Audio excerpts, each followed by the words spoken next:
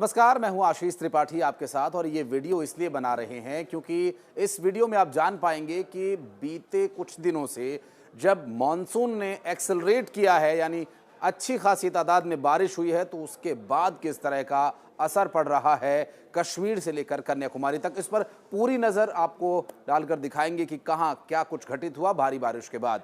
क्या हुआ कश्मीर में, उत्तराखंड, हिमाचल प्रदेश, पंजाब, दिल्ली से लेकर राजस्थान, मध्य प्रदेश, छत्तीसगढ़ और केरल के वायनाड तक में क्या कुछ हुआ, ये पूरी डिटेल्ड वीडियो आपको इस पर हम बताने वाले हैं। शुरुआत करते हैं केदारनाथ की आपदा से, जहां केदारनाथ में पैदल मार्ग जो है वो बह गया था और उस पैदल मार्ग के बह जाने के बाद से कई तरह की परेशानियां यहां पर आईं।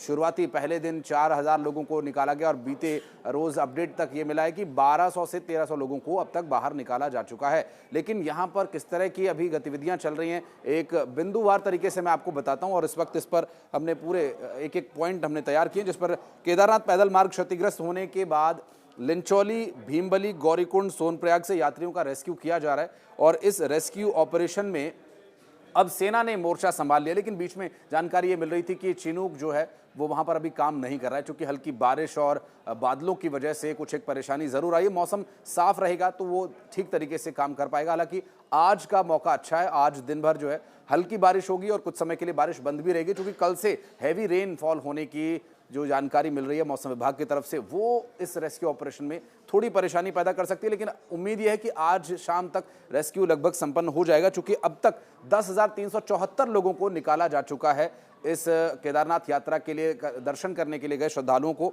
और सुरक्षित तरीके से उन्हें पहुंचा दिया गया है। और दिल्ली के, उत्तर प्रदेश के कई अलग अलग इलाकों के रहने वाले लोग यहाँ पर दर्शन करने के लिए गए हुए थे और उन्होंने बताया कि किस तरह से वो 3-3 दिन वहाँ जंगल में फंसे रहे।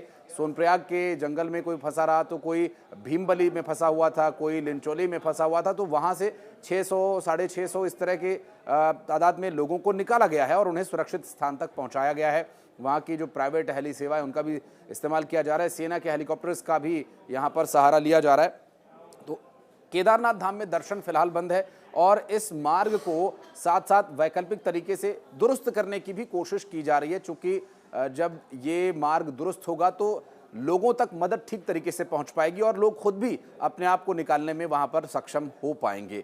ये थी उत्तराखंड के केदारनाथ धाम की स्थिति। उसके अलावा जम्मू कश्मीर की अगर हम बात करें तो जम्मू कश्मीर में भी पहलगाम और बाल्टाल में अमरनाथ जी की यात्रा को जाने वाले श्रद्धालुओं को रोक दिया गया है, क्योंकि यहाँ पर भी अच्छा खासा रेनफॉल हुआ है और अच्छी खासी बारिश अभी आगे होते रहने की जानकारी मिल रही है। क्योंकि मध्य कश्मीर के गांदरबल में बादल फटने की वजह से कई घरों को नुकसान पहुंचा है, कई सड़क मार्ग बाधित हो गए हैं, सड़कें टूट गई हैं। इसकी वजह से जो वहाँ पर संपर्क था वो इससे काफ़ी प्रभावित हुआ है, क्योंकि इस वक्त श्रीनगर लेह राजमार्ग भी बाधित हो गया है। तो लेह से कश्मीर का जो संपर्क है वो फिलहाल टूट गया है। जो सड़क के माध्यम से आने जाने वाले वाहन थे उन्हें फिलहाल रोक दिया गया है। कई जो फूड सप्लाई है या फिर कोई आवश्यक सामान जो पहुंचाए जाने की कोशिश की जा रही थी वो फिलहाल यहाँ पर बाधित नजर आ रही है। हिमाचल प्रदेश की अगर हम बात करें तो हिमाचल प्रदेश के कुल्लू, शिमला, मंडी में कुल 7 जगह बादल फटे हैं और बादल फटने की वजह से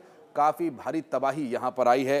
कुल्लू में 11 लोगों की जान अब तक चली गई है और कुल 52 लोग लापता बताए जा रहे हैं। अब इसमें रेस्क्यू में कितने लोग रिकवर होते हैं, कितना समय इसमें लगता है, इसके लिए थोड़ा सा समय का इंतजार आपको करना होगा, क्योंकि 48 सड़कें बंद हो चुकी हैं, जिसकी वजह से रेस्क्यू और सही समय पर मदद नहीं पहुंच पा रही है। और इन 48 सड़कों के बंद होने के पीछे एकमात्र वही कारण बादल फटने और हैवी रेनफॉल होने की वजह माना जा रहा है। और अब तक जो जानकारी मिली है उसमें बताया जा रहा है कि मंडी के जो तलटूखेड़ा में बादल फटा था, जिसकी वजह से 9 लोग लापता हो गए थे। उनमें से एक शव को बरामद कर लिया गया, बाकी जो 8 लोगों की तलाश है वो लगातार जारी है। और एयरफोर्स को इसके लिए अलर्ट पर कर दिया गया कि हो सकता है कि एयरफोर्स की मदद लेनी पड़े, एयरफोर्स को वहाँ पर मौके पर बुलाना पड़े। एनडीआरएफ को भी इसके लिए जानकारी दे दी गई है कि आपको भी तैयार रहना है, क्योंकि लोगों की संख्या यहाँ पर कम है, इसलिए एनडीआरएफ की बजाय स्थानीय प्रशासन ही, पुलिस ही मदद और सहयोग कर रहा है और इसके लिए लगातार जो ऑपरेशन है वो चलाया जा रहा है। और इतना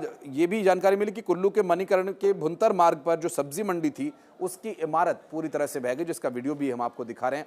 और ये देखते ही देखते पूरी की पूरी बिल्डिंग पानी के तेज बहाव में बह गई, क्योंकि यहाँ पर बादल फटने के बाद एक साथ बहुत ज़्यादा राशि में पानी आ गया था और इस पानी के बहाव में पूरी की पूरी सब्जी मंडी की बिल्डिंग बह गई। हालांकि गनीमत ये रही कि उस वक्त जो वहाँ लोग मौजूद थे उन्हें थोड़ी सी पहले ही इसकी जानकारी मिल गई थी, तो वो सुरक्षित ऊंचाई पर, सुरक्षित जगह पर चले गए थे, जिससे कि उन्हें नुकसान नहीं पहुंचा।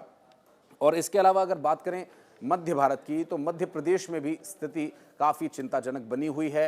हालांकि यहाँ पर जो दुर्घटनाएं हो रही हैं वो लोगों की अपनी गलती की वजह से हो रही हैं। नदी का जलस्तर बढ़ने की वजह से जो पुल के ऊपर से पानी बह रहा है, अब ऐसे पुल को अगर आप पार करने की कोशिश करेंगे तो जान जोखिम में होगी और कई लोगों की जान चली गई है। इसमें एक वीडियो भी सामने आया था जिसमें आपने अगर देखा होगा सोशल मीडिया पर, तो एक शख्स पानी को पार करने की, पुल को पार करने की कोशिश कर रहा था और वो बह जाता। हालांकि युवा था और काफ़ी अच्छी तैराकी वो जानता था, तो तैर कर उसने अपनी जान बचा ली, लेकिन हर कोई ऐसा नहीं कर पा रहा है। अब घर पहुंचने के लिए, अपने ज़रूरी काम को कंप्लीट करने के लिए, मुकम्मल करने के लिए कोशिश तो यहाँ तक हो रही है कि लोग बहते हुए पानी में से होकर गुजरने की कोशिश कर रहे हैं और फिर कई बार जान गंवा बैठ रहे हैं। और जहाँ तवा डैम, बरगी डैम, इस तरह के जो बड़े बड़े डैम बने हुए हैं मध्य प्रदेश में, जो नर्मदा नदी पर बने हुए हैं, ये अपने पूरे शबाब पर हैं इस वक्त और इनके लगभग सभी गेट्स खोलने पड़े हैं। छोटे जो डैम्स हैं उनके गेट खोलने पड़े, क्योंकि जो लगभग नदियां या उनकी सहायक नदियां पूरी तरह से इस वक्त उफान पर चल रही है और बहुतायत में पानी उसमें आ रहा है। मौसम विभाग की तरफ से जो अब तक जानकारी मिली है, आज मध्यम से हल्की वर्षा होगी, लेकिन बीते रोज़ से जैसे बारिश की जानकारी मिली थी उसके अनुसार आने वाले कल बहुत तेज़ और भारी बारिश होने की संभावना है। पूर्व सूचना मिल रही है मौसम विभाग की तरफ से।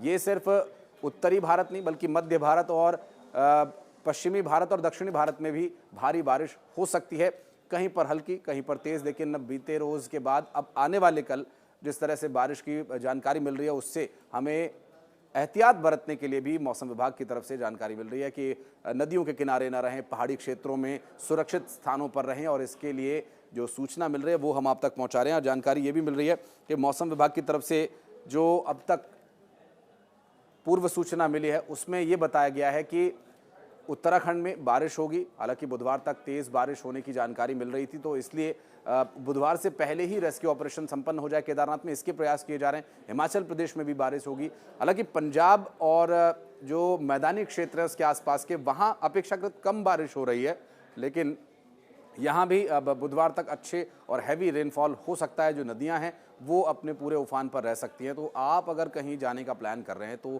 फिलहाल के लिए प्लान कैंसिल कीजिए, क्योंकि 2 से 3 दिन हैवी रेनफॉल हो सकता है और हैवी सिस्टम एक्टिव हो चुका है और इसका प्रभाव देखने को मिलेगा आने वाले 1 से 2 दिनों में।